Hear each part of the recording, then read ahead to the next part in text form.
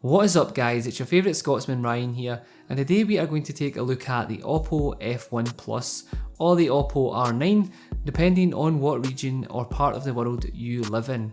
So name aside, this is the big brother to the Oppo F1, which I did review on the channel a good few months ago, and I will leave that link down below just in case you want to check it out. So with that said, let's jump in and take a closer look.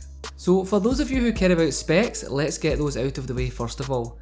The F1 Plus features an octa-core processor with 4GB of RAM, 64GB of internal storage, but this is expandable via micro SD card using SIM slot 2, a 13MP rear and 16MP front facing camera, and yes, I did say that the correct way around, and we also have a 2850mAh battery that supports fast charging utilising the included VOOC or VOOC charger.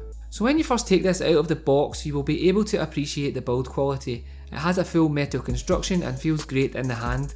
If this is your first time seeing the device, then you will probably notice it shares a similar design language to the iPhone. And when I say similar, I definitely mean similar, as the layout is almost identical. So let's take a quick look around. On the bottom of the device, you will find the drilled out speaker and microphone grills, a 3.5mm headphone jack, and a micro USB port for charging. On the right is the power button and dual SIM or SIM plus micro SD card tray, and it will support SD cards up to 256GB in size, so plenty of room for expanding.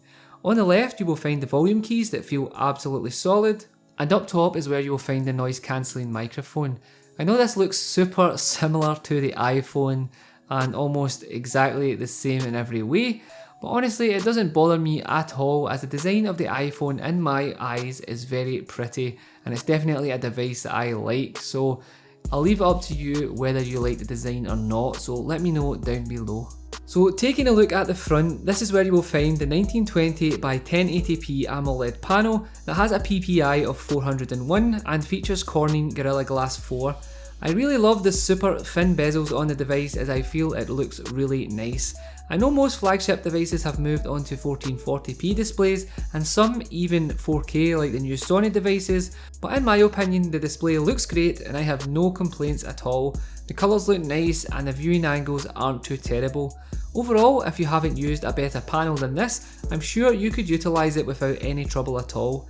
So below the screen is where you will find the home button and capacitive keys, and the home button itself also doubles as a fingerprint scanner, and honestly it is one of the fastest readers that I have seen on any device and unlocks almost instantly, so great job Oppo.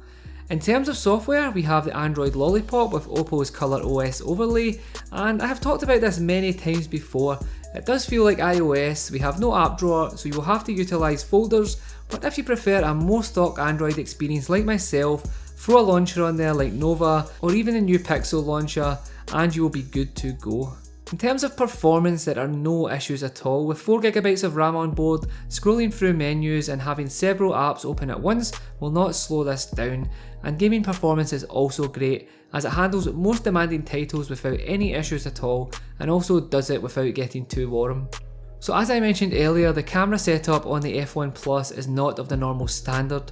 On the rear we have the 13MP shooter with an aperture of f2.2 with phase detection autofocus, which is pretty fast. I was really impressed with the image quality, and if you have good light you can definitely get some great shots, but as I expected, in low light the noise starts to creep in a little.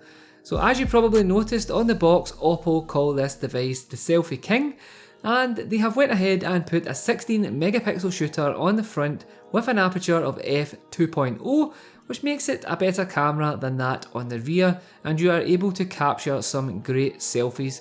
It's definitely weird having the better shooter on the front, but I must say I was impressed with the images that it produced. Okay, so let's wrap this up. Do I think it's worthwhile picking the Oppo F1 Plus up?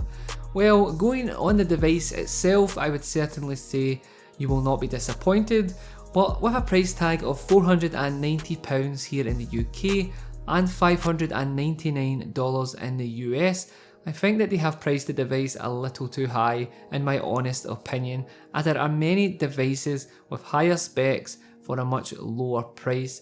But again, if it's a device that you think looks nice and you will be happy with it and you take a lot of selfies, then it's definitely worthwhile picking up.